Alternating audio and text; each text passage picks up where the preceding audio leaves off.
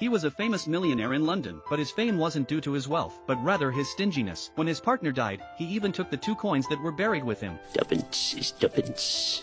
For his employees to keep warm, they were only allowed to use candles, while the coal was locked away in a cupboard. When someone asked him to donate to the poor, his words were even more venomous. And they had better do it, and decrease the surplus population. Such a bitter, mean-spirited man quickly faced his retribution. His deceased partner, Jacob, turned into a ghost, and came to visit Scrooge. His hair was wild, his face was wrapped in bandages, and he dragged heavy chains behind him. Scrooge was trembling in fear. Jacob told Scrooge, "These iron chains are my punishment from life. I never left the counting house. I squandered my wealth, exploited my employees, like a rat living in the eyes of money. Only after death did I become bound by these chains, wandering aimlessly. I have come to warn you, don't repeat my mistakes. There's still time to save yourself.